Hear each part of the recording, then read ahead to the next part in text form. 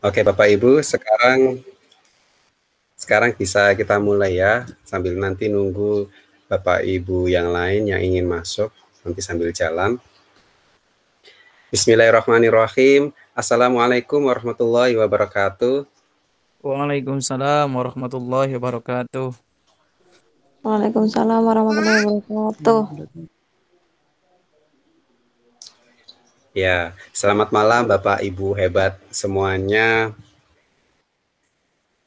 Jadi Bapak Ibu di sini selain dari Maluku ada juga yang dari Jawa Barat. Terima kasih sudah bergabung di kegiatan webinar tentang konsep kunci pada pada budaya positif. Ya, sama-sama terima kasih Pak Budi. Ya, saya terpengaruh pada saat jadi fasilitator bilang modul ya. Oke, Bapak Ibu, sebelum kita awali kegiatan kali ini, kita berdoa terlebih dahulu. Untuk berdoa, saya mohon Pak Dian Herdiansyah ya untuk memimpin doa kegiatan hari ini. Silakan Pak. Baik, terima kasih Pak Budi. Saya izin off cam ya karena memang di sini sinyalnya kurang baik. Siap. Assalamualaikum warahmatullahi wabarakatuh. Selamat Waalaikumsalam. malam Bapak dan Ibu hebat semuanya. Sebelum kita mulai kegiatan ini, mari kita awali dengan berdoa. Saya mohon izin berdoa menggunakan ajaran agama Islam. Bismillahirrahmanirrahim. Alhamdulillahirabbil alamin hamdan naimin hamdan yu'afi wa yukafi mazidah. Ya Rabbana lakal hamdu kama yanbaghi li jalali wajhikal karim wa 'azimi sultanik. Allahumma inna nas'aluka salamatan fid din wa afiatan fil jasadi wa jatan fil ilmi wa barakatan fil rizqi wa taubatan qabdal maut wa rahmatan indal maut wa maghfiratan ba'dal maut. Allahumma hawin ala nabi sakaratil maut wa nazzata minana wa ra'afahina li sabr rabbana la tuzigh qulubana ba'da idh hadaitana wa hab lana min ladunka rahmatan innaka antal wahhab. Rabbana atina fid dunya hasanah wa fil akhirati hasanah wa qina adzabannar. Subhana rabbika rabbil izzati amma yasifun wa salamun alal mursalin walhamdulillahi rabbil alamin. Al-Fatihah.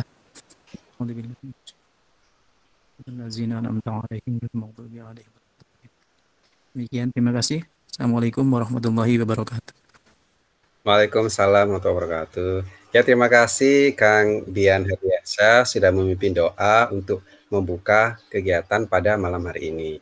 Sebelum saya lanjut, saya mohon izin ya untuk share bahan presentasi untuk malam hari ini.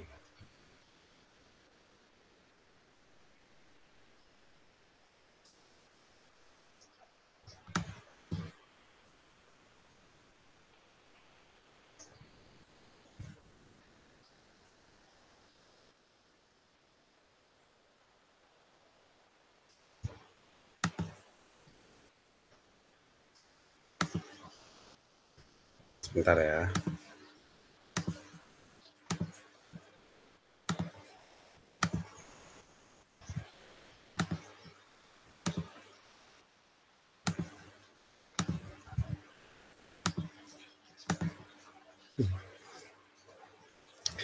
Bapak Ibu sudah terlihat?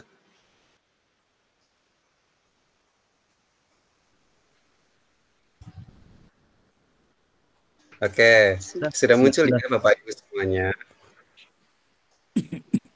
Ya, jadi ini materi yang akan kita bahas yaitu konsep-konsep kunci budaya positif. Ini dengan saya Budi Santoso, ini saya sebagai fasilitator guru penggerak. Berikutnya adalah ini biodata saya. Saya adalah seorang guru matematika. Kemudian saya berasal dari SMP Negeri 15 Buru. Sebenarnya kalau asli saya dari Jawa Timur, lebih tepatnya di Gresik. Lalu saya ditugaskan di Kabupaten Buru, Provinsi Maluku. Ini ada nomor telepon atau nomor WA saya 0821 1688 7671. Kemudian nama Facebook saya Budi Santoso Matematika, YouTube saya Budi Santoso Matematika juga. Lalu Instagram Budi Santoso 08 dan TikTok Budi Santoso 57. Jadi ini adalah identitas saya. Kemudian ada media sosial saya juga. Berikutnya kita kesepakatan belajar dulu ya. Jadi yang pertama nanti Bapak Ibu memiliki kesempatan yang sama untuk berpendapat. Kemudian Bapak Ibu silakan berpikir terbuka dan saling menghormati. Lalu jika ada peserta yang berpendapat, Bapak Ibu silakan mendengarkan. Kemudian Bapak Ibu berpendapat nanti dipersilakan dengan raise hand. Lalu Bapak Ibu silakan berpartisipasi penuh dan mengikuti sesi ini dengan penuh semangat. Oke Bapak Ibu, sudah sepakat atau ada yang perlu ditambahkan untuk kesepakatan belajar kali ini? Oke, sudah sepakat ya? Sepakat, Pak. Oke, siap. Oke, saya lanjut lagi. Sebelum kita lanjut untuk materi, ini Bapak Ibu silakan dicermati pertanyaan ini. Sekarang yang pertama. Yang pertama adalah hukuman dapat mendisiplinkan anak. Nah, Bapak Ibu setuju atau tidak ya untuk pertanyaan pertama ini? Atau pernyataan yang pertama ini? Oke, Bapak Ibu bisa menuliskan di kolom chat ya. Bapak Ibu setuju atau tidak setuju untuk pertanyaan pemantik nomor 1.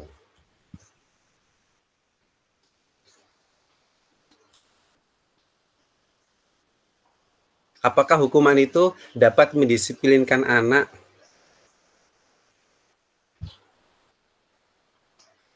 Oke, ya, ada yang setuju. Ada yang tidak setuju. Oke. Di situ Oke. Sekarang untuk yang tidak setuju semua ya. Ini saya mau nyari yang setuju ya. Apakah ada yang setuju untuk pertanyaan pemantik yang pertama ini? Saya lihat semuanya tidak setuju. Barangkali ada yang memilih tidak setuju. Oke, ternyata ini tidak setuju semua. Oke. Sekarang pertanyaan nomor 2 ya. Pemberian hukuman dengan hal positif seperti membaca atau membersihkan halaman sekolah dapat meningkatkan disiplin anak. Ini Bapak Ibu setuju atau tidak setuju? Silakan Bapak Ibu tulis di kolom chat.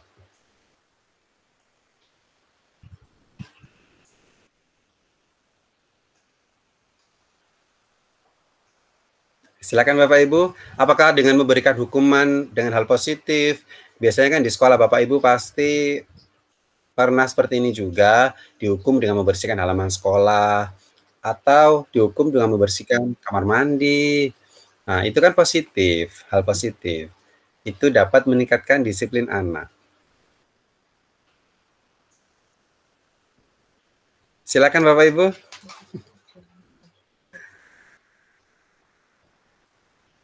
Oke, ada yang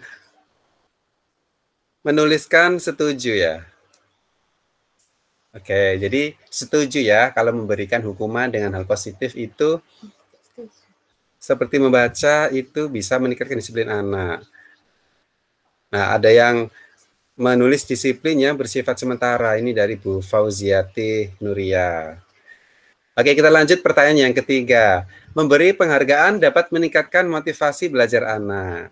Bagaimana Bapak Ibu? Setuju atau tidak setuju? Ya, Ibu Imaniar tidak setuju. Pak Berfli setuju. Oke, Pak Berfli, bisa disampaikan Setuju. Ini Pak Darno ya? Pak Darno setuju? Oke, sekarang saya mau minta pendapatnya ya, secara lisan. Siapa, Pak Darno apa Pak Berfli ya ini? Pak Berfli dulu. Oh, saya. Ya, kenapa setuju Pak untuk pertanyaan ketiga ini? Kalau menurut saya, terkadang reward yang diberikan itu dapat meningkatkan motivasi belajar anak ya, benar sekali. Karena anak itu kalau rata-rata dalam usia, kalau saya jenjang SD itu mereka masih perlu bimbingan. Dan tidak ada salahnya kita memberikan reward itu sebagai penghargaan, apresiasi atas apa yang sudah mereka kerjakan, misalnya tugas. Nah, kalau dalam teori belajar sendiri kan, tentang reward and punishment ini memang masih merupakan bagian dari teori belajar behavioristik yang masih kalau dibilang jadul ya. Tetapi tidak ada salahnya kita mengadaptasinya untuk saat ini untuk memberikan rasa motivasi bagi anak itu agar mereka merasa bahwa mereka itu diperhatikan oleh guru. Karena terkadang guru itu kalau tidak memberikan penghargaan, tidak memberikan apresiasi, guru dinilai cenderung bersifat apatis atau tidak peduli dengan murid. Nah, hal-hal inilah yang nanti menyebabkan murid itu malas untuk belajar, murid itu tidak mau melakukan aktivitas di dalam kelas, karena murid menilai bahwa tidak diberikan apresiasi, tidak ditanggapi oleh guru aktivitas dari muridnya. Dan memberikan penghargaan itu merupakan salah satu bentuk guru mengapresiasi apa yang sudah dilakukan oleh murid. Dan yang saya pernah baca juga, pemberian penghargaan itu memang tidak selalu meningkatkan motivasi belajar siswa, tetapi ada penelitian juga yang mengatakan bahwa dengan memberikan penghargaan, siswa itu termotivasi, terdorong untuk giat belajar. Mungkin seperti itu, Pak. Terima kasih. Ya, luar biasa Pak Berfi, jawabannya tadi wah lengkap sekali ya, dihubungkan dengan teori belajar, kemudian bagaimana pemberian apresiasi penghargaan itu bisa membangkitkan semangat anak dalam belajar. Ya, luar biasa ya untuk Pak Berfi. Oke, ini untuk pertanyaan pemantik ada 3. Ini sudah, sekarang kita lanjut pada berikutnya. Oh ini. Bapak Ibu, untuk topik dalam sesi kali ini itu ada beberapa topik. Yang pertama adalah disiplin positif dan nilai-nilai kebajikan universal. Yang kedua, motivasi perilaku manusia. Yang ketiga, keyakinan kelas. Yang keempat, kebutuhan dasar. Yang kelima, posisi kontrol. Dan yang keenam, segitiga restitusi. Sekarang yang pertama, kita masuk terlebih dahulu pada disiplin positif dan nilai-nilai kebajikan universal. Nah, Bapak Ibu, ini ada kegiatan kepalan tangan, jadi Bapak Ibu bisa lakukan ya. Ini misalkan ada A dan B. A itu Bapak Ibu, kemudian B itu teman Bapak Ibu. Kemudian Bapak Ibu silakan menyobek secari kertas kecil. Lalu Bapak Ibu tuliskan benda atau sesuatu yang sangat berharga untuk Bapak Ibu. Letakkan di salah satu tangan Bapak Ibu dan genggam benda atau sesuatu tersebut dengan segala daya. Buatlah sebuah kepalan. Selanjutnya, teman Bapak Ibu atau B akan mencoba dengan sekuat tenaga dengan berbagai cara untuk meminta Bapak Ibu memberikan benda tersebut. B bisa membujuk, mengancam, menghardik, merayu, menyuap, apa saja agar dapat membuka kepalan tangan Bapak Ibu. Apa yang terjadi? Oke, Bapak Ibu. Sudah dilakukan ini? Silakan Bapak Ibu raise hand ya. Nanti Bapak Ibu sampaikan apa yang terjadi jika ada teman Bapak Ibu yang ingin merebut secari kertas yang Bapak Ibu genggam tadi.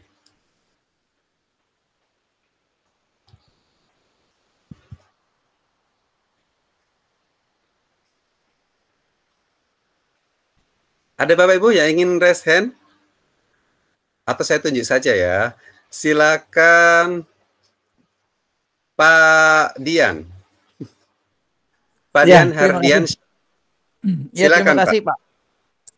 Ya. Pada kasus perubahan paradigma di sini, ketika ada kegiatan kepalan tangan, kalau misalkan di dalam tangan saya itu ada sesuatu hal yang sangat berharga, maka saya tidak akan membukanya atau tidak akan memberikannya kepada orang lain. Artinya, saya punya prinsip, kemudian juga posisi kontrol diri pada diri saya untuk memberikan atau tidak. Terlepas dari ada hal yang memang misalkan ada hal yang berharga yang akan saya terima, tetapi saya akan melihat dulu sejauh mana hal itu bermanfaat atau berfaedah untuk kehidupan saya di masa yang akan datang. Jadi dalam hal ini saya menyatakan bahwa posisi kontrol ada di saya akan memberikan ketika itu akan mendatangkan manfaat untuk saya, tetapi saya juga tidak akan memberikan ketika hal yang akan saya dapatkan tidak bermanfaat untuk saya. Demikian Pak, terima kasih. Ya, terima kasih. Luar biasa sekali ya jawaban dari Pak Dian Herdiansyah ini. Berarti Bapak tidak akan memberikannya meskipun Bapak diiming-iming oleh hadiah, misal dikasih rumah mewah, itu contoh saja, atau dikasih villa yang sangat bagus di puncak begitu, Bapak tetap tidak akan memberikan secari benda tersebut, Pak Dian? Tidak akan memberi, Pak. Oh iya, mantap. Berarti Pak Dian ini sudah menentukan ya, menentukan kontrol diri. Jadi yang menentukan sikap itu Pak Dian sendiri. Oke, luar biasa ya Pak Dian Herdiansyah. Ini saya akan lanjutkan.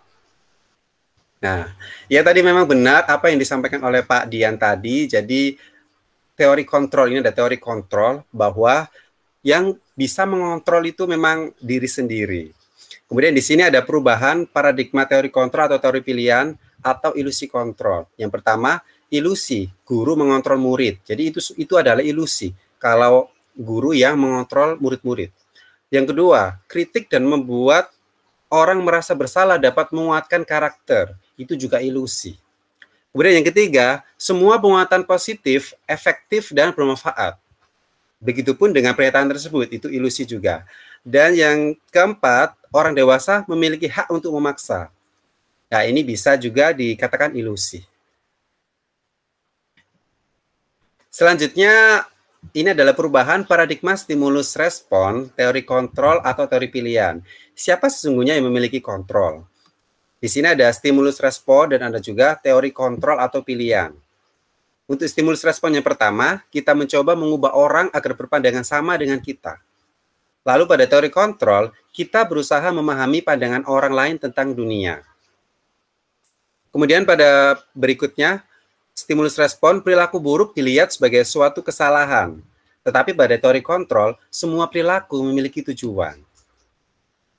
Lalu berikutnya, stimulus respon, orang lain bisa mengontrol saya.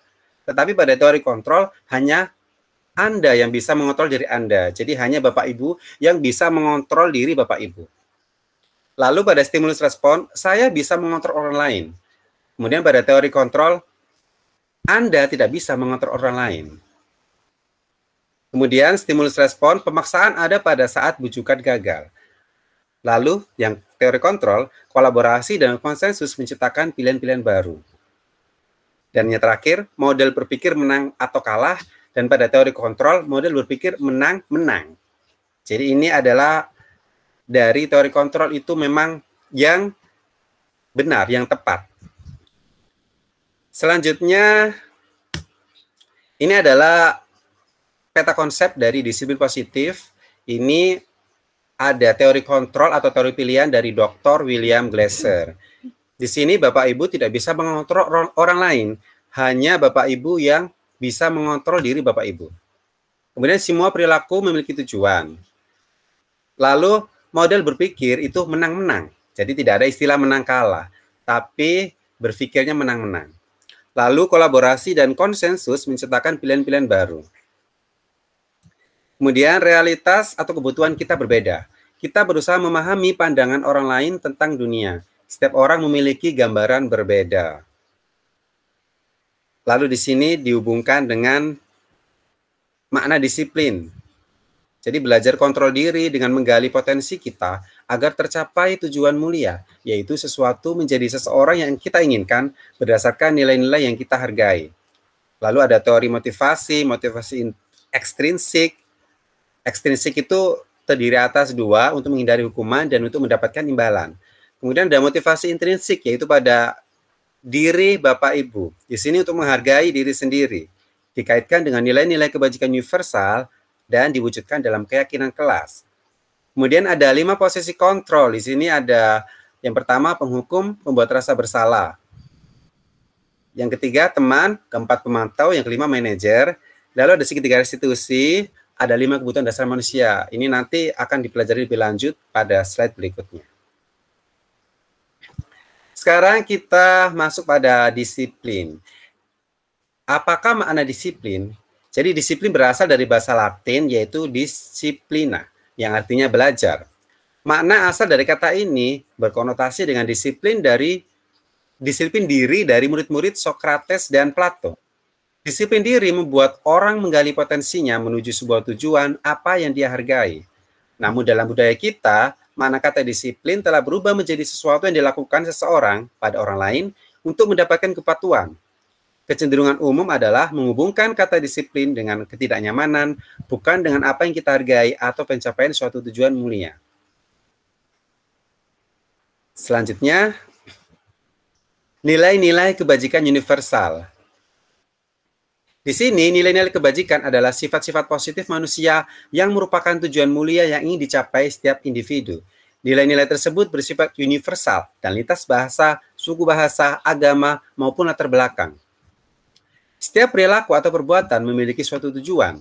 Ini menurut Dr. William Glasser pada teori kontrol tahun 1900.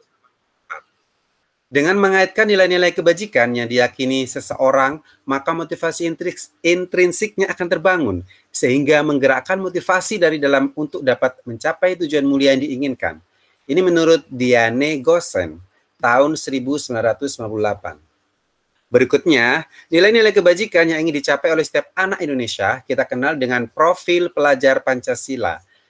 Ada 6. Yang pertama, beriman, bertakwa kepada Tuhan Yang Maha Esa, dan berakhlak mulia. Lalu ada mandiri, bernalar kritis, berkebinekaan global, bergotong royong, dan yang terakhir adalah kreatif.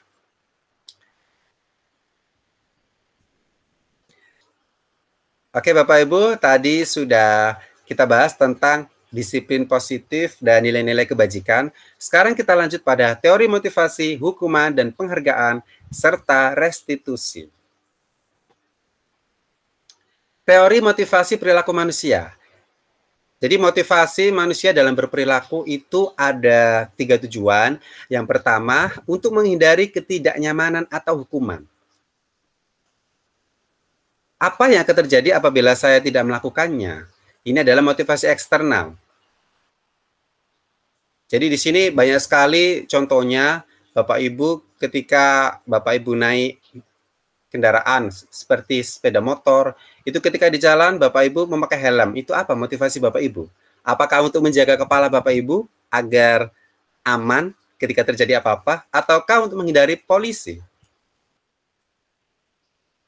Nah, Bapak Ibu, saya yakin pasti Bapak Ibu ada yang dulu pernah untuk menghindari polisi, karena saya dulu juga pernah mengendarai sepeda motor karena yaitu takut ada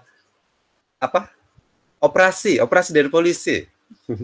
Memang saya pernah juga sih yang seperti itu, tapi itu tidak baik. Harusnya itu motivasi dari internal, dari diri Bapak Ibu, karena saya ingin selamat lah kalau terjadi kecelakaan kah atau terjadi apa, itu tetap aman karena kepala kita tidak akan hancur kalau pakai helm. Kemudian tujuan kedua itu untuk mendapatkan imbalan dari orang lain atau institusi. Apa yang akan saya dapatkan apabila saya melakukannya? Jadi di sini motivasi eksternal. Seperti Bapak Ibu ketika menjadi siswa dulu. Bapak Ibu belajar itu untuk nanti mendapatkan ranking 1 sehingga dapat hadiah atau penghargaan, ataukah Bapak Ibu ingin supaya Bapak Ibu bisa mendapatkan ilmu, kemudian Bapak Ibu lebih bermakna, itulah ilmunya lebih bermanfaat dari Bapak Ibu. Nah, itu ketika Bapak Ibu ingin mendapatkan penghargaan, lalu ingin mendapatkan hadiah, itu termasuk motivasi eksternal. Kemudian yang ketiga, tujuannya untuk menghargai diri sendiri. Saya akan menjadi orang yang seperti apa bila saya melakukannya. Jadi ini benar-benar tujuan disiplin positif, motivasi internal. Jadi usahakan Bapak Ibu ketika berperilaku itu dari diri Bapak Ibu sendiri atau dari motivasi internal, bukan dari motivasi eksternal. Berikutnya, sekarang kita lanjut dengan dihukum oleh penghargaan. Bahwa penghargaan berlaku sama dengan hukuman, dalam arti meminta atau membujuk seseorang melakukan sesuatu untuk memenuhi suatu tujuan tertentu dari orang yang meminta atau membujuk. Dorongannya eksternal dan ada faktor ketergantungan. Beberapa dampak dari pemberian penghargaan diantaranya adalah, ini menurut Alfie Kohn tahun 1993. Yang pertama, pengaruh jangka pendek dan jangka panjang. Kemudian penghargaan menghukum. Lalu ada penghargaan mengurangi ketepatan. Penghargaan tidak efektif. Penghargaan merusak hubungan. Penghargaan menurunkan kualitas. Penghargaan mematikan kreativitas. Dan penghargaan mengurangi motivasi intrinsik. Jadi di sini Bapak Ibu, memang penghargaan itu bagus. Cuma Bapak Ibu kalau berperilaku atau berbuat kebaikan, itu janganlah karena ingin penghargaan, ingin mendapatkan suatu hal istimewa atau hadiah atau penghargaan lah. Itu Bapak Ibu silakan dihindari. Tapi di sini Bapak Ibu hendaknya dari motivasi internal Bapak Ibu.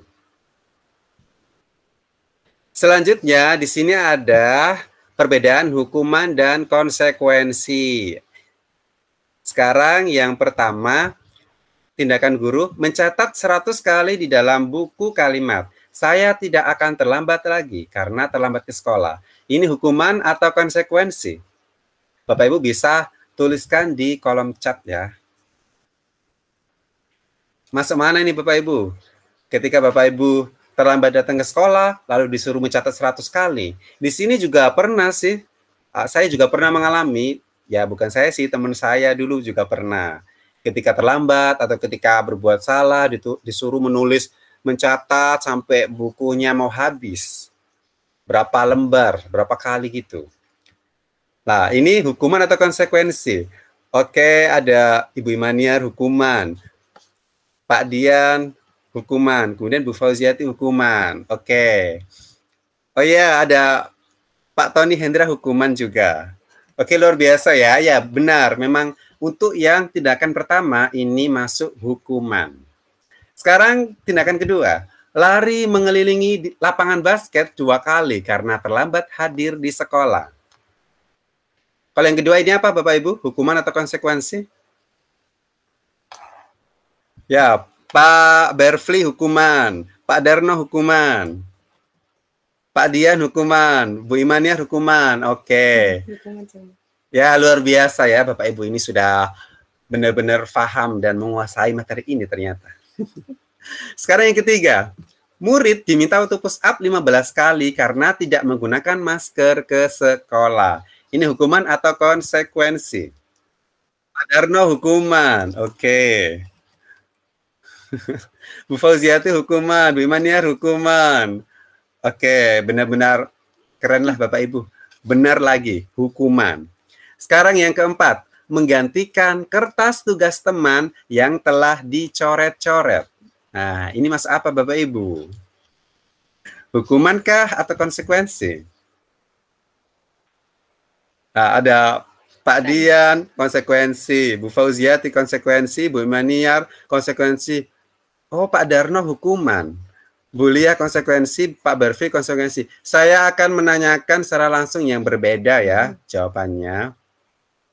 Ya, ada Bu Diva konsekuensi. Pak Darno jawaban 2 kali. Pak Darno mana yang dipilih itu? Hukuman apa konsekuensi? Tapi sepertinya jawaban yang terakhir ya, konsekuensi. Oke. Pak Darno? Oke lah. Pak Darno sepertinya tadi salah ketik, jadi yang benar konsekuensi. Oke Bapak Ibu, memang yang menggantikan kertas tugas teman yang telah dicoret-coret itu masuk konsekuensi, memang benar. Karena di sini tidak ada peraturannya ketika mencoret-coret tugas teman itu nggak ada peraturannya begitu. Tapi ini bagian dari konsekuensi. Jadi siswa tersebut bertanggung jawab atas apa yang telah dilakukannya dan mereka sadar diri sehingga ketika tugas temannya tercoret-coret ya berarti harus menggantikan. Oke Bapak Ibu, lanjut ke berikutnya. Membersihkan tumpahan air di meja tulis karena tersenggol pada saat belajar. Ini hukuman atau konsekuensi?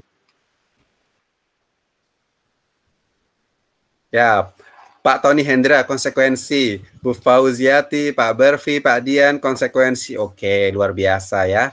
Memang benar, ini seperti tadi ya, itu memang karena suatu kesalahan. Jadi kalau memang ada tumpahan air di meja tulis karena tersenggol ya harus dibersihkan.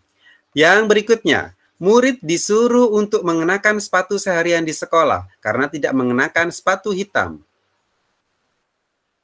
Ini konsekuensi atau hukuman? Karena mungkin ini di sekolahnya peraturan sepatunya harus hitam, karena Sehingga jika tidak mengenakan sepatu hitam maka harus melepas. Ini sepertinya melepaskan ya. Murid harus disuruh melepaskan sepatu seharian di sekolah. Bulia konsekuensi. Berikutnya hukuman. Ibu Imaniar hukuman. Oh tadi bulia itu yang tadi, jawaban yang tadi. Bu Fauziati konsekuensi. Bu Diva hukuman. Nah, ini ada yang jawab hukuman, ada yang jawab konsekuensi. Nah, coba saya tanya ke Bu Fauziati. Halo Ibu. Bu Fauziati. Iya, halo Pak. Nah, Ibu jawab apa? Hukuman apa konsekuensi? Konsekuensi, Pak. Ya. Karena tadi kalau sudah ada kesepakatan, tadi seperti yang diceritakan oleh Pak Budi awal tadi, kalau ada kesepakatan di sekolahnya, harusnya menggunakan sepatu A, tiba-tiba anaknya menggunakan sepatu B. Maka di situ kan pasti ada konsekuensinya. Ketika dia tidak menggunakan apa ya? Kesepakatan ya berarti ya. Iya, mungkin pemahaman saya seperti itu Pak Budi. Karena kalau Ya. sudah ada kesepakatan di sekolah atau aturan, berarti kan dia melanggar yang sudah disepakati begitu. Jadi masuknya mungkin kesepakatan ya, bukan konsekuensi. Mungkin seperti itu Pak Budi jawaban saya. Terima kasih. Oke, terima kasih Bu Fauziati. Ini pilihannya hukuman atau konsekuensi, Bu? Tidak ada kesepakatan. Oke.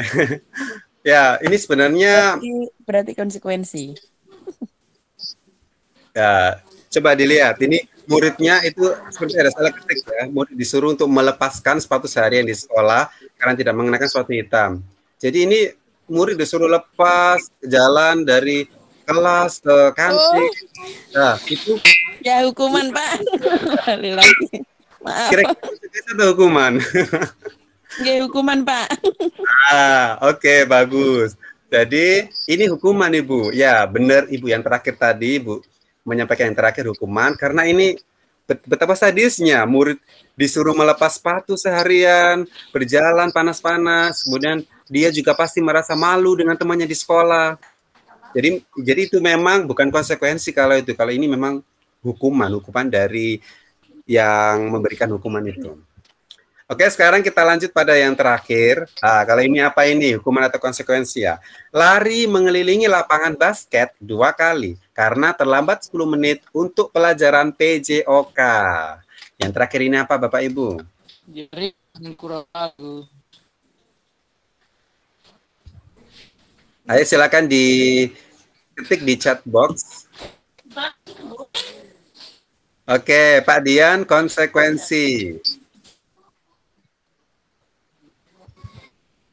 Bu Fauziati hukuman. Terus, Bapak Ibu yang lain? Bu Imaniar konsekuensi, Pak Berfli konsekuensi. Oke, sekarang saya tanya pada Pak Dian saja deh. Pak Dian, kenapa bisa menjawab konsekuensi? Nah, terima kasih Pak. Saya menjawab konsekuensi pada kasus ini karena anak itu harus mengganti 10 menit atas keterlambatannya. Jadi itu menurut saya adalah konsekuensi Pak. Terima kasih. Ya. Ya Pak Dian, ya tadi mengatakan konsekuensi harus mengganti 10 menit untuk menggantikan waktu yang sudah terlambat tadi. Ya, ya memang benar konsekuensi. Jadi di sini pelajaran PJOK. Kalau PJOK ini Bapak Ibu bisa dilihat, ini hukumannya sesuai dengan pelajaran atau tidak. Kalau lari mengelilingi lapangan, lah itu biasanya kalau pelajaran PJOK pasti kalau di awal itu ada pemanasan atau tidak Bapak Ibu? Ada. Pasti ada pemanasan toh? Ya, silakan Pak Tony Hendra ya sebagai guru olahraga. Ya, silakan Pak Tony. Baik, terima kasih pada materinya pada malam hari ini. Ini luar biasa, saya ketemu dengan mentor saya dari jauh dan kami selama ini sudah sangat akrab, tetapi hanya ketemu di dunia maya. Terima kasih kepada Pak Budi yang luar biasa. Saya salut dan bangga pada beliau ini. Itu yang pertama. Yang kedua, untuk materi pada malam hari ini saya sangat senang. Dan ini adalah pengulangan dari materi-materi sebelumnya. Kebetulan juga kita dapatkan di modul, di guru penggerak. Dan malam hari ini kita coba kembali. Terus selanjutnya yang ketiga kami sampaikan untuk pertanyaan tadi, yaitu tentang mengelilingi lapangan di dalam mata pelajaran PJOK. Jadi di dalam sistem pembelajaran PJOK itu memang kita ada namanya yang pertama yaitu pemanasan atau disebut dengan warming up. Nah, itu biasanya dibutuhkan waktu sekitar 15 menit atau 10 menit. Terus baru dilanjutkan dengan kegiatan inti. Nah, memang sebelum melaksanakan kegiatan inti itu atau kegiatan-kegiatan berolahraga itu kita memang wajib melaksanakan warming up itu. Warming up itu boleh berbentuk pemanasan seperti gerakan mengelilingi lapangan ataupun gerakan-gerakan inti yang lainnya gitu. Itu sementara Pak Budi, terima kasih. Assalamualaikum warahmatullahi wabarakatuh. Waalaikumsalam warahmatullahi wabarakatuh. Terima kasih Pak Tony Hendra yang benar-benar guru olahraga yang tahu sekali kalau dalam pelajaran olahraga itu memang ada pemanasan, bisa dengan lari keliling lapangan dan sebagainya. Berikutnya tadi saya lihat ada yang raise hand. Tadi siapa yang raise hand tadi ya? Ada Bapak Ibu yang raise hand? Pak Ruslan Siolimbona. Ada yang disampaikan, Pak? Oke, yang mungkin terpencet tadi ya. Oke, kita lanjutkan. Nah, ini untuk jawaban tadi ya, hukuman atau konsekuensi. Oke, Bapak Ibu, saya rasa Bapak Ibu sudah bisa membedakan mana tindakan guru yang masuk hukuman dan mana tindakan guru yang masuk konsekuensi. Oke, sekarang lanjut lagi. Nah, ini penjelasan lebih detail perbedaan antara hukuman dan konsekuensi. Yang pertama, hukuman, sesuatu yang menyakitkan harus terjadi. Jadi hukuman itu pasti membuat sakit anak. Kalau konsekuensi, sesuatu harus terjadi. Jadi beda. Kalau ini sesuatu harus terjadi itu tidak mesti sakit juga. Tadi membersihkan meja yang terkena air yang sudah tersenggol, lah itu nggak sakit. Itu hanya konsekuensi saja yang harus dilakukan. Kemudian berikutnya, hukuman membuat anak sakit. Bisa fisik, bisa hati untuk jangka waktu lama. Konsekuensi membuat anak merasa tidak nyaman dalam jangka waktu pendek. Sama-sama tidak nyaman, tetapi kalau hukuman itu sangat lama lah jangka waktunya untuk sakit. Kalau konsekuensi hanya beberapa saat saja. Hukuman, anak membenci kedisiplinan. Konsekuensi, anak menghargai disiplin. Kemudian hukuman itu paksaan. Kalau konsekuensi, stimulus tanggapan. Hukuman mendorong anak menyakiti diri sendiri. Konsekuensi mendorong anak agar mudah menyesuaikan diri. Hukuman itu konsep diri yang buruk. Konsekuensi, konsep diri yang baik. Hukuman, anak belajar untuk menyembunyikan kesalahan. Konsekuensi, anak belajar untuk mematuhi peraturan. Dan yang terakhir, hukuman itu ada rasa marah, rasa bersalah, dipermalukan, merasa tak dihargai. Tetapi ketika konsekuensi, kehilangan hak, dibuat tidak nyaman, diasingkan untuk sementara. Jadi hanya sementara saja. Kalau hukuman itu bisa dibawa sampai ketika anak sudah besar, ketika sudah dewasa, mempunyai anak, itu tetap teringat kalau hukuman itu. Jadi Bapak Ibu nanti di sekolah usahakan menghindari hukuman. Tetapi kalau konsekuensi itu bolehlah. Nah, kalau ini ada identitas gagal dan identitas sukses. Kalau identitas gagal berarti hukuman. Kalau identitas sukses itu berupa hal disiplin, itu ada konsekuensi dan restitusi. Kalau hukuman itu negatif, kalau konsekuensi netral, restitusi ini positif. Jadi Bapak Ibu nanti ketika ada permasalahan anak di sekolah, itu memang bagusnya yang pertama itu dengan restitusi. Di sini restitusi itu merupakan pilihan. Kemudian menguatkan untuk murid anak dalam jangka waktu yang panjang. Kemudian korban mendapatkan ganti, murid atau anak mendapatkan penguatan, masalah terpecahkan, murid belajar bertanggung jawab untuk perilakunya. fokus pada pemecahan masalah dalam jangka waktu panjang. Kemudian apa yang ini peraturannya adalah kamu harus apa yang kamu yakini, apa yang bisa kamu lakukan untuk memperbaiki masalah ini. Kemudian murid menghormati dirinya dan orang lain. Jadi restitusi itu memang sangat tepat lah untuk menyelesaikan masalah murid atau anak didik di sekolah. Nah, sekarang apa itu restitusi? Tadi sudah ada tabel antara hukuman, konsekuensi, restitusi. Sekarang restitusi adalah proses menciptakan kondisi bagi murid untuk memperbaiki kesalahan mereka, sehingga mereka bisa kembali pada kelompok mereka dengan karakter yang lebih kuat. Restitusi juga merupakan proses kolaboratif yang mengajarkan murid untuk mencari solusi untuk masalah mereka, dan membantu murid berpikir tentang orang seperti apa yang mereka ingin menjadi, tujuan mulia, dan bagaimana mereka harus memperlakukan orang lain. Ini dari Gosen tahun 2004. Sekarang ciri-ciri restitusi ada 9.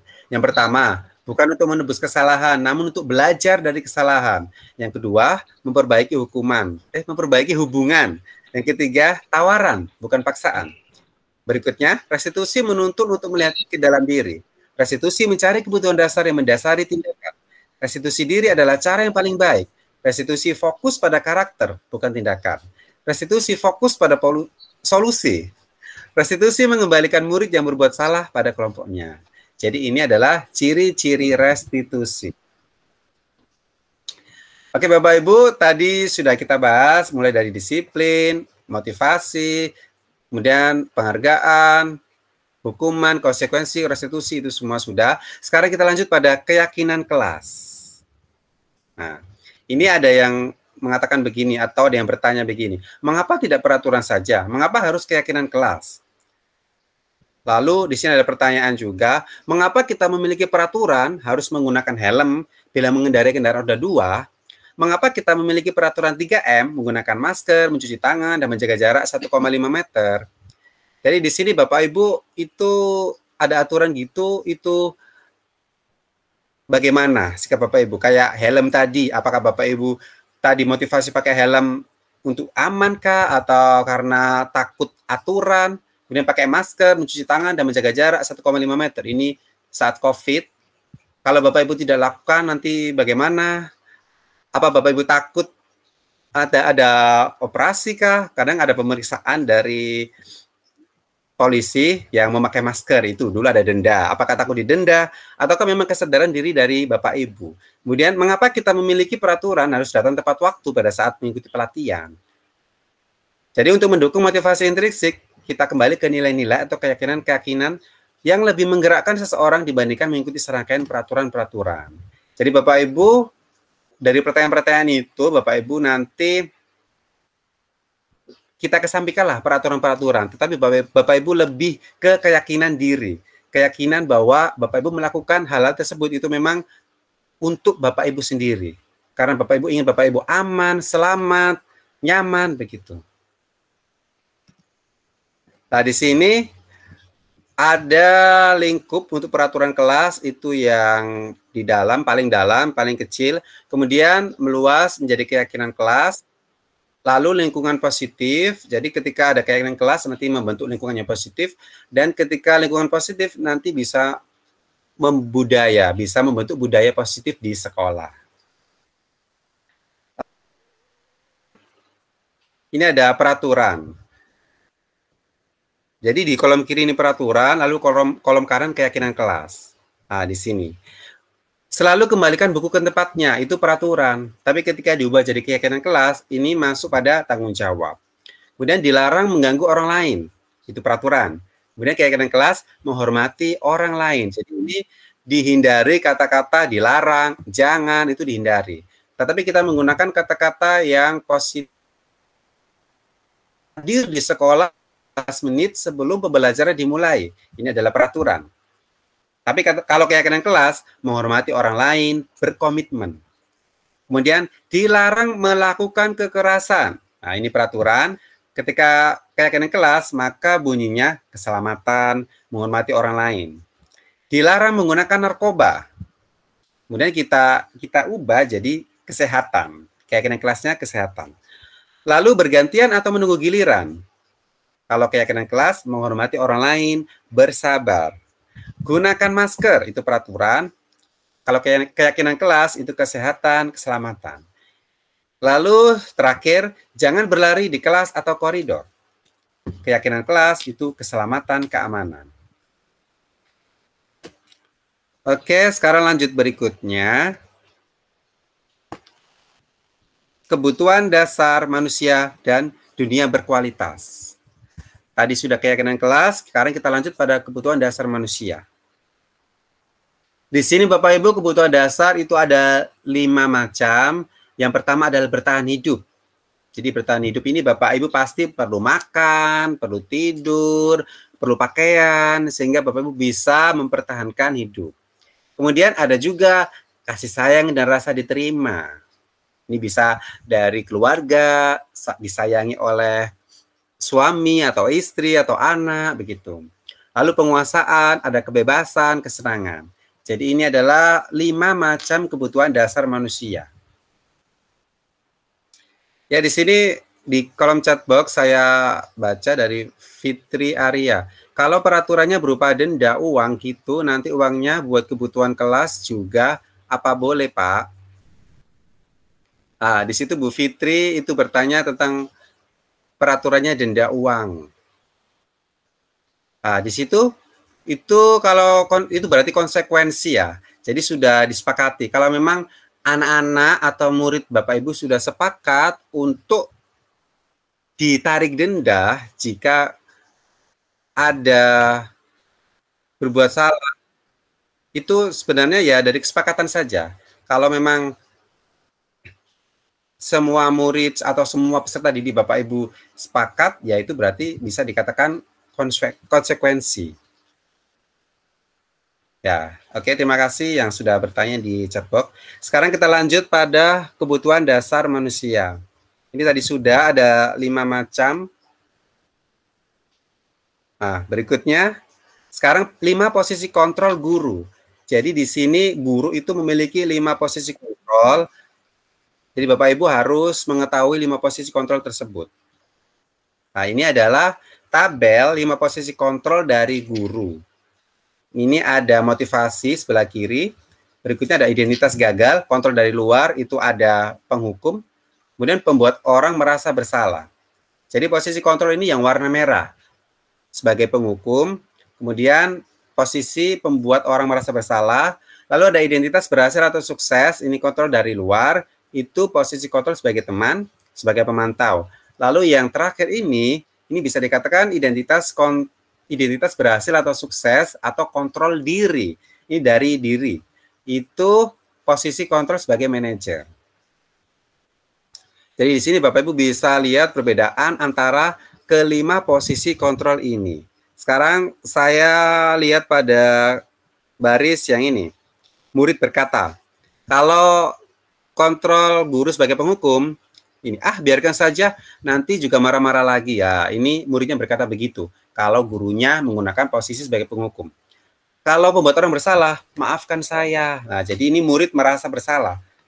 Kemudian kalau teman, saya pikir Bapak atau Ibu teman saya, ternyata begitu. Kemudian kalau pemantau, berapa banyak bintang yang saya harus peroleh, berapa halaman yang harus saya tulis.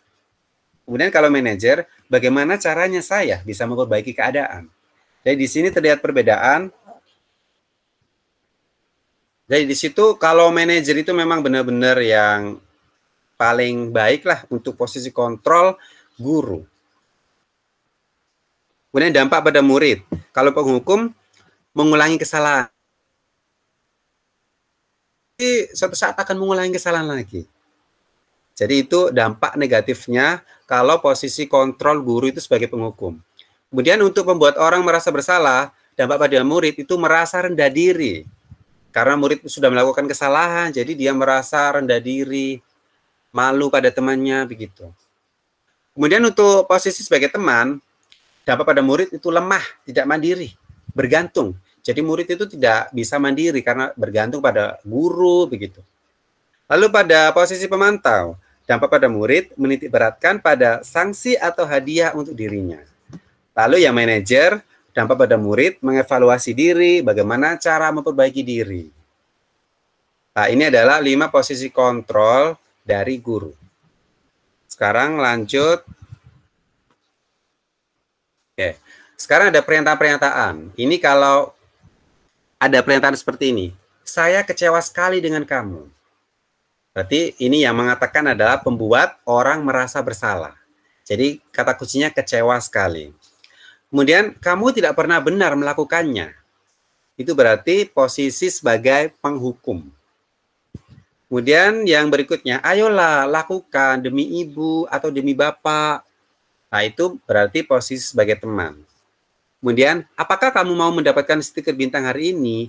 Ini sebagai pemantau. Bagaimana kamu bisa menyelesaikan masalah ini? Nah, ini kalau ada unsur penyelesaian masalah, itu berarti posisi sebagai manajer.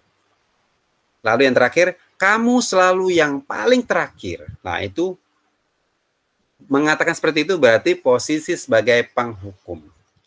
Jadi Bapak Ibu bisa membedakan ya posisi kontrol dari guru antara penghukum, manajer, pemantau, teman, dan pembuat orang merasa bersalah.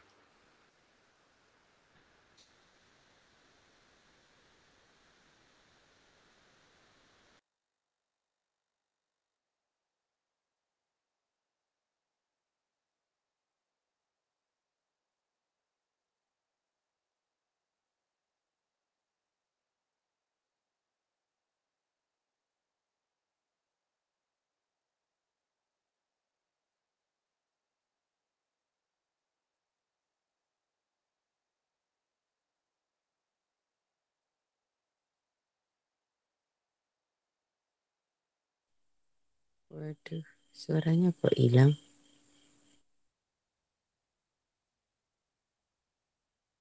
Bapak Ibu, apakah sama? Yang lain juga hilang gambarnya dan suaranya? Mohon maaf Ibu, lagi terlempar.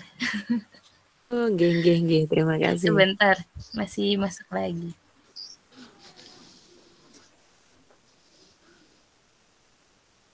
Ya, ini atas suaranya.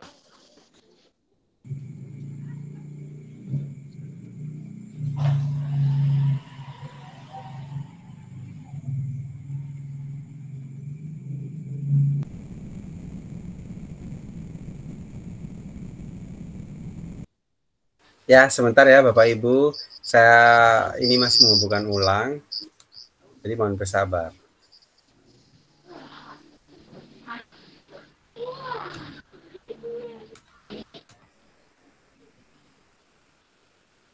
Kirim ke sini aja.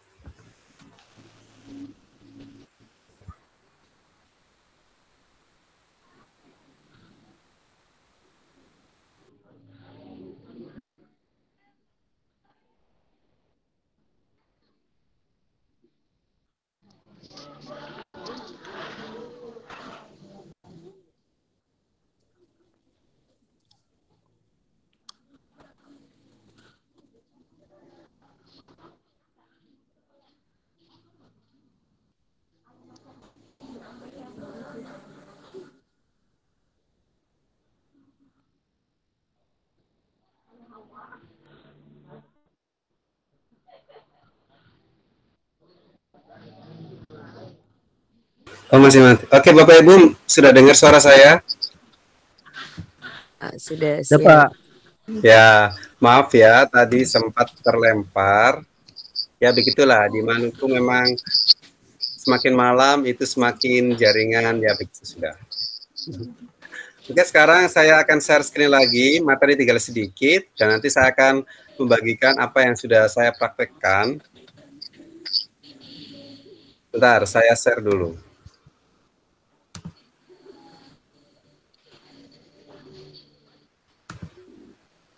Mohon izin share lagi.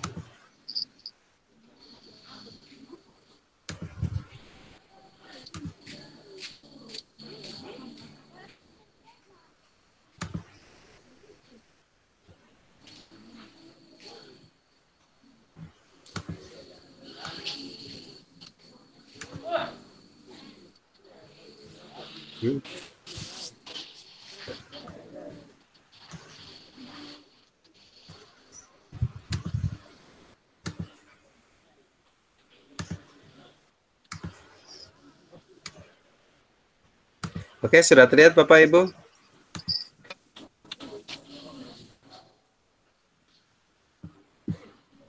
Sudah, Pak. Sudah ya. Oke ya, ini saya slideshow.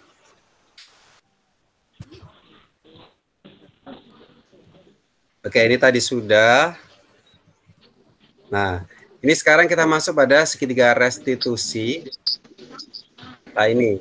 Jadi Bapak Ibu, untuk segitiga restitusi, ini ada 3 langkah yang bisa dilakukan guru untuk menyelesaikan masalah pada murid. Yang pertama yaitu menstabilkan identitas. Di sini, setiap orang itu pasti pernah melakukan kesalahan. Kemudian, kamu bukan satu-satunya yang pernah melakukan ini. Jadi itu bisa disampaikan oleh guru pada murid tersebut. Kemudian langkah kedua, memvalidasi kebutuhan. Di sini kamu tentu punya alasan mengapa melakukan itu. Lalu adakah cara yang lebih efektif untuk mendapatkan apa yang kamu butuhkan? Lalu yang langkah ketiga, menanyakan keyakinan. Nilai-nilai apa yang telah kita sepakati? Kemudian kamu ingin menjadi orang yang seperti apa? Oke, sekarang lanjut ya. Jadi langkah yang pertama ini menstabilkan identitas. Ini untuk membuat anak yang merasa gagal karena berbuat salah itu menjadi positif terhadap dirinya. Guru bisa berkata begini, berbuat salah itu hal yang manusiawi. Tidak ada manusia yang sempurna. Bapak Ibu juga buat salah. Kita pasti bisa menyelesaikan permasalahan ini. Bapak Ibu tidak tertarik untuk mencari tahu siapa yang benar, siapa yang salah. Bapak Ibu lebih tertarik untuk menyelesaikan masalah. Kalau kamu menyalahkan dirimu sendiri terus-menerus, apakah kamu bersikap baik pada dirimu sendiri? Nah, ini kata-kata yang bisa nanti disampaikan oleh guru pada langkah menstabilkan identitas. Jadi ini langkah pertama dari segitiga restitusi. Berikutnya, langkah yang kedua yaitu validasi kebutuhan. Di sini membantu murid mengenali basic need atau kebutuhan dasar yang ingin dipenuhinya ketika melakukan kesalahan itu. Pada dasarnya, setiap tindakan manusia tujuannya adalah memenuhi basic needs, apakah itu power, freedom, love and belonging, fun, atau survival. Ini guru bisa mengeluarkan kata-kata berikut dalam langkah validasi kebutuhan. Kamu bisa saja kan melakukan hal yang lebih buruk, tapi kamu tidak melakukannya kan? Kamu pasti punya alasan mengapa melakukannya. Apa yang penting bagi kamu? Kamu boleh tetap berusaha menjaga sikap itu, tapi tambahkan sikap yang lain, yang baru. Maukah kamu belajar cara lain untuk mendapat yang kamu butuhkan tanpa harus memukul? Apakah kamu bisa melakukan dengan lebih baik besok lagi? Nah, ini adalah kata-kata yang bisa Pak atau Ibu guru sampaikan ketika menghadapi murid dalam permasalahan. Ini adalah langkah validasi kebutuhan. Dan yang terakhir yaitu langkah yang ketiga, menanyakan keyakinan. Di sini anak melihat kesalahannya dihubungkan dengan norma sosial dan nilai-nilai yang mendasari manusia berinteraksi dengan orang lain. Ini guru bisa berkata seperti ini. Apa nilai yang bisa kita percaya di kelas atau di sekolah kita? Nilai-nilai universal apa yang telah kita sepakati? Kelas yang ideal itu seperti apa sih? Kamu ingin jadi anak seperti apa? Apa yang kamu rasakan? Ketika kamu melakukan itu, kamu menjadi orang yang seperti apa? Nah, jadi ini kata-kata yang bisa disampaikan pada langkah menanyakan keyakinan. Nah, berikutnya adalah penerapan konsep-konsep kunci budaya positif. Jadi di sini, nah ini adalah Jamboard. Ini adalah keyakinan kelas yang dibuat di kelas 8B. Di sini di kelas 8B SMP Negeri 15 Guru. Di sini ada 4 nilai kebajikan yang sudah disepakati. Untuk yang kiri atas ini adalah nilai peduli. Ini nilai peduli. Kemudian yang kanan atas ini nilai menghargai. Lalu yang kiri bawah ini nilai kerjasama. Dan yang bawah kanan ini nilai kebersihan.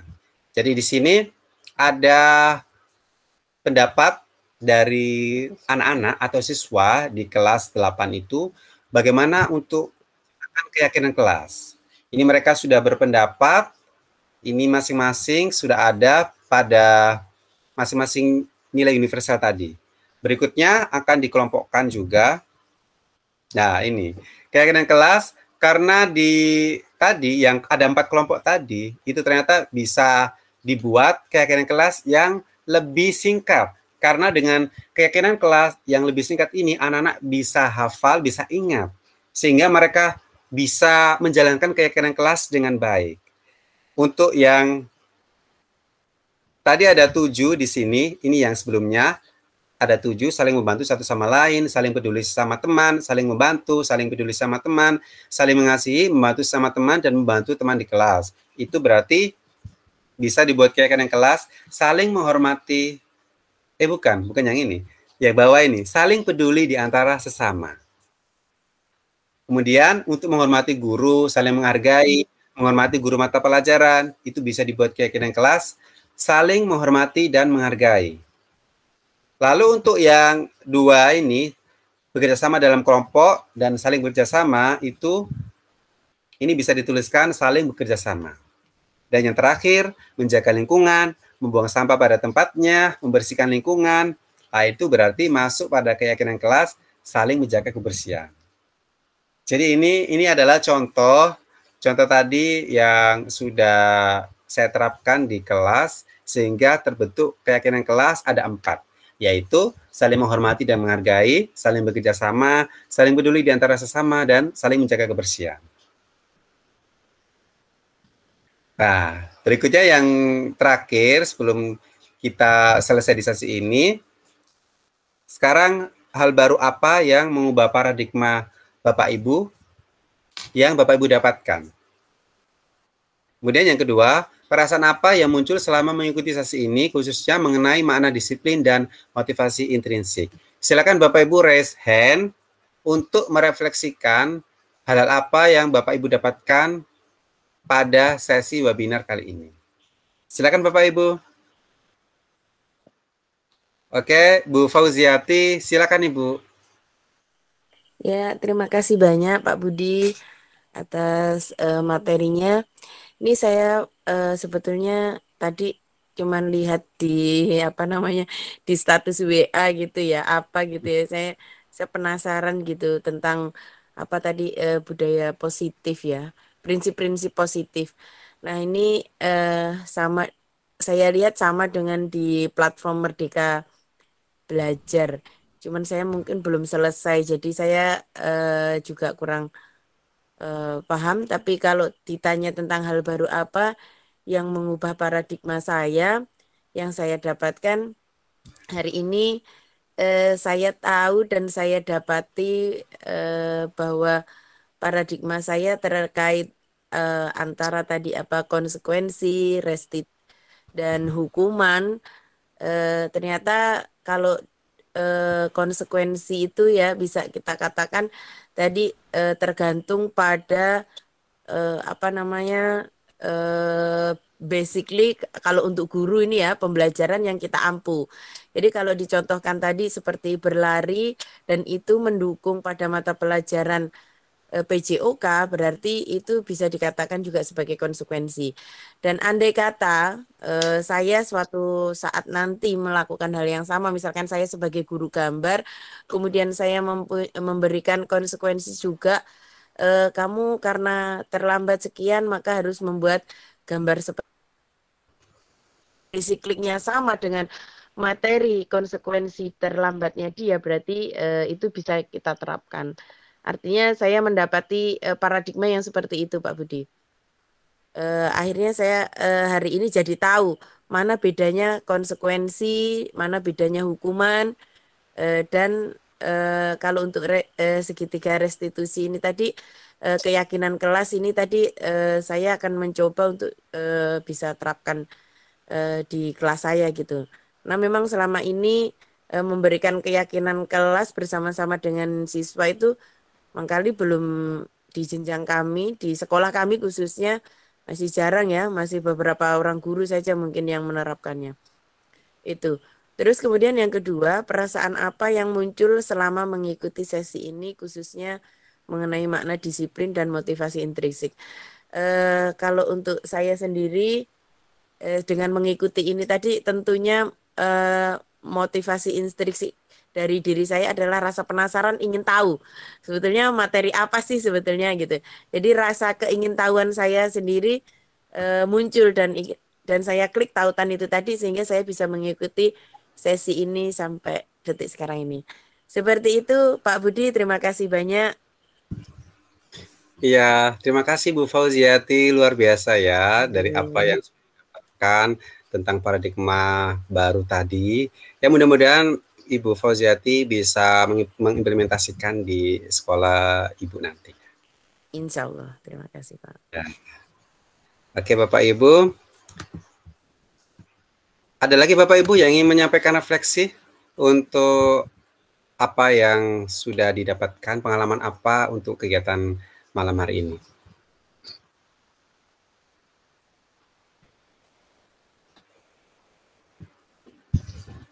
Oke, sudah cukup ya. Nah, terima kasih. Sekarang akan saya stop. Ya Bapak Ibu, tadi saya sudah menyampaikan tentang konsep-konsep kunci budaya positif dengan ada penerapan juga pada keyakinan kelas.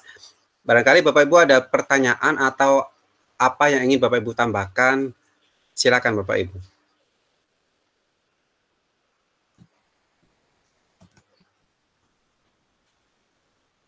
Silakan bisa raise hand atau kalau mau tulis di chat box bisa.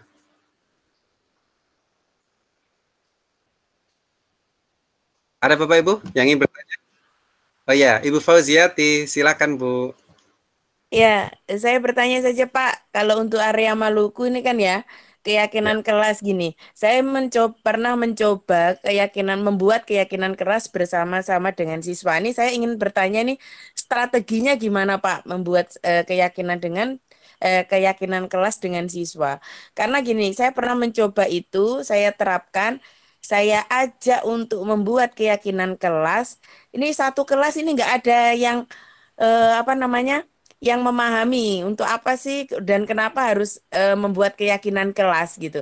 Jadi saya saya punya strategi ini mungkin kurang pas pada saat menyampaikan di siswa gimana mengawali membuat keyakinan kelas sehingga siswa ini paham gitu loh dengan apa maksud kita gitu. Saya ingin Pak Budi mungkin atau teman-teman yang lain, Bapak Ibu guru yang lain punya strategi awal bagaimana cara membuat keyakinan kelas bersama-sama dengan siswa. Mungkin seperti itu Pak, terima kasih. Ya, terima kasih Ibu Fauziati sudah bertanya tadi tentang bagaimana strategi untuk membuat keyakinan kelas. Ya, oke. Sebelum saya menjawab, barangkali Bapak Ibu ada yang ingin membantu menjawab pertanyaan dari Ibu Fauziati. Kalau ada, silahkan.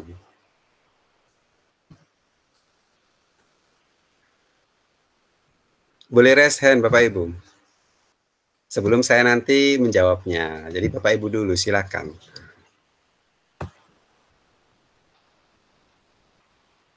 Oke. Oh ya, ada raise hand. Pak Berfli, silakan Pak. Izin menjawab ya Pak.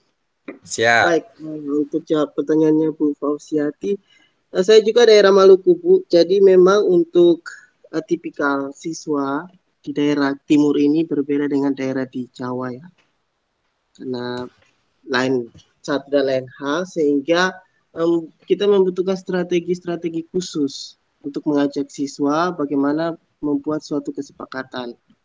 Nah, kalau pengalaman saya sendiri, saya buat kesepakatan kelas itu ketika awal pembelajaran. Pada pertemuan pertama, ketika semester pertama saya masuk ke kelas, ini contohnya saya di kelas 1. Nah, kelas 1 itu kan rata-rata siswanya masih bermain. Untuk hal-hal yang terlalu serius itu mereka kurang menanggapi. Nah, maka strategi yang saya buat itu saya seperti bercerita dengan mereka. Saya mengajak mereka untuk bercerita. Kita sama-sama saling saya bagi cerita. Misalnya kalau Pak Guru terangkan di depan kelas ini, anak-anak maunya seperti apa? Saya tanyakan dulu kepada mereka, maunya mereka seperti apa. Nah, supaya saya tahu bahwa, oh mereka maunya dalam proses pembelajaran itu seperti ini. supaya ketika kita masuk ke dalam kesepakatan kelas, tidak merugikan siswa, tidak merugikan saya sebagai guru. Hak-hak mereka tetap terpenuhi, hak saya sebagai guru juga tetap terpenuhi. Seperti itu. Begitu juga dengan kelas atas. Kalau kelas atas kan, kalau di jenjang SD kelas 4, 5, 6 itu nalar berpikir mereka sudah lebih tinggi, maka kita sudah bisa masuk dengan hal-hal yang lebih intim. Misalnya, kalau saya mengajar di depan kelas, kamu berbicara di belakang, sopan tidak?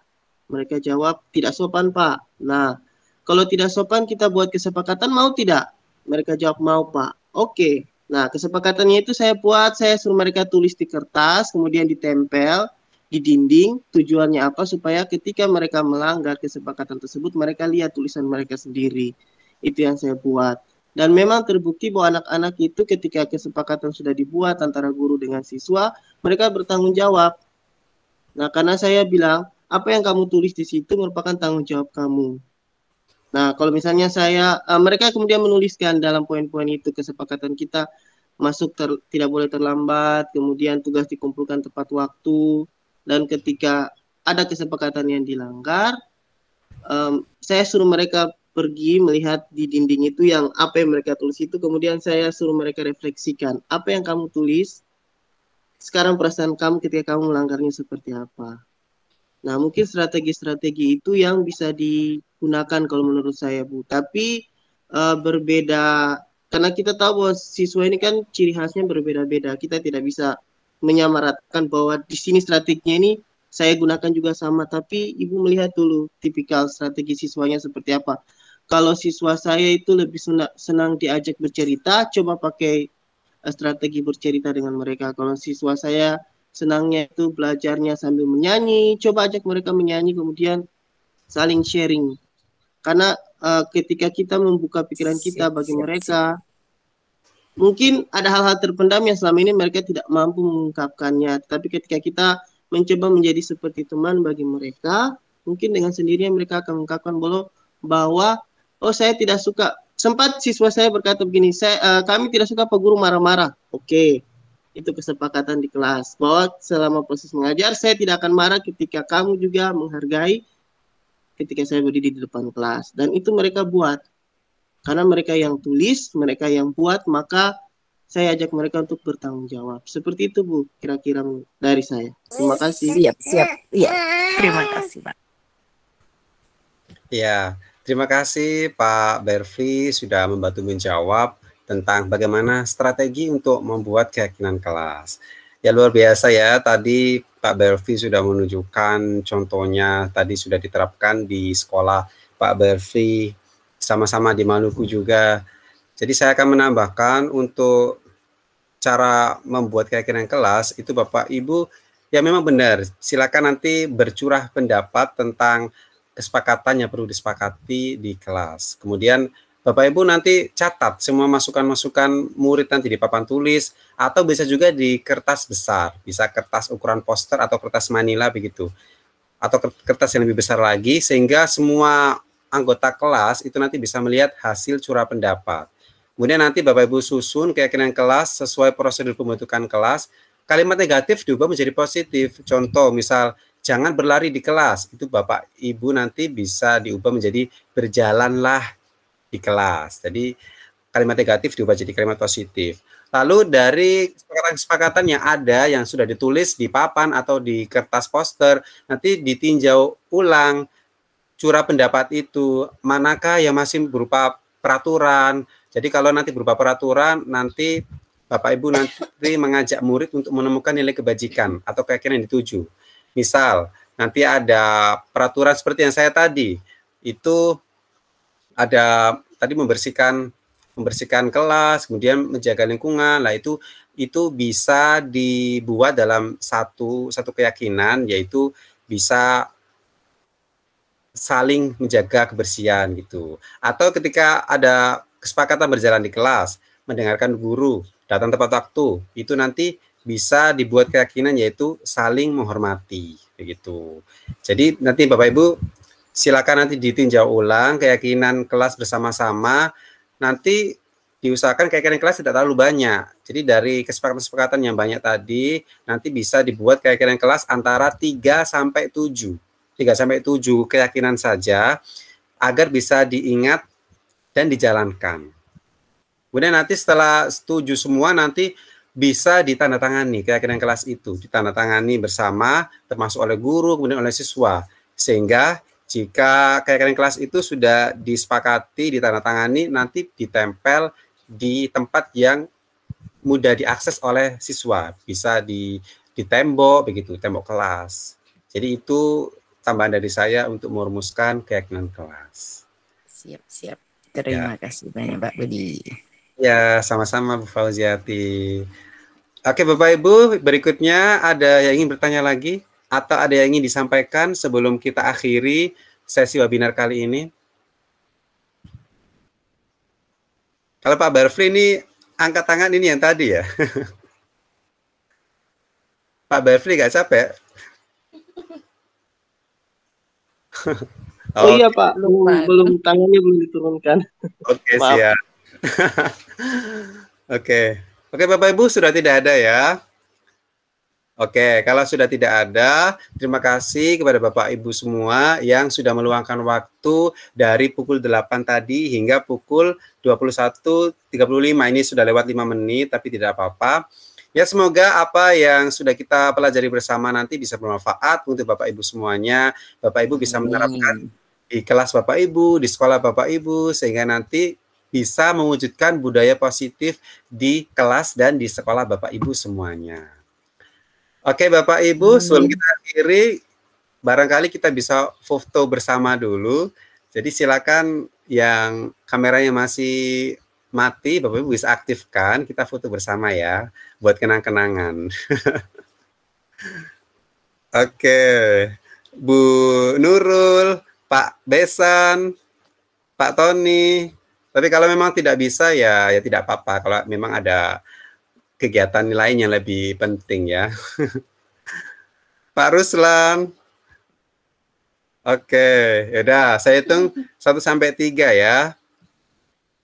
1, 2, 3. Oke, sekarang pakai gaya lain ya. Gaya apa ya? Oh, Pak Berfi gaya apa? Apa literasi? Mau literasi? Boleh. Oke, tangannya di depan gini biar kelihatan. Oh, kalau saya pakai background ya.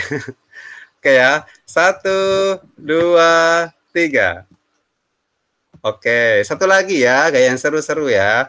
Gaya apa lagi? Oh, gini. Oke, boleh. Oh, gini. Pak Berfi. Mau belajar Pak, mau belajar. Boleh, oh iya, karena saya sahabat rumah belajar, bolehlah untuk rumah belajar begini. Jadi segitiga membentuk rumah. Waduh, gak bisa saya HP-nya dipegang. Ya udah, gak apa-apa Ibu. Oke, saya hitung ya. 1, 2, 3. Sudah? Oke Bapak Ibu, terima kasih ya semuanya sudah hadir di sini dan berpartisipasi aktif untuk kegiatan kali ini. Ya, sebelum saya akhiri, kita berdoa ya. Kita berdoa karena tadi di awal sudah berdoa, sekarang di akhir kita berdoa kembali. Berikutnya untuk berdoa, ini sekarang saya pimpin aja lah, saya pimpin sendiri. Oke Bapak Ibu, kita berdoa dalam hati menurut agama dan keyakinan masing-masing. Semoga apa yang kita lakukan bersama benar-benar diridhoi oleh Tuhan Yang Maha Kuasa dan bisa membuat kehidupan kita semuanya. Amin. Oke, Bapak Ibu berdoa dalam hati mulai.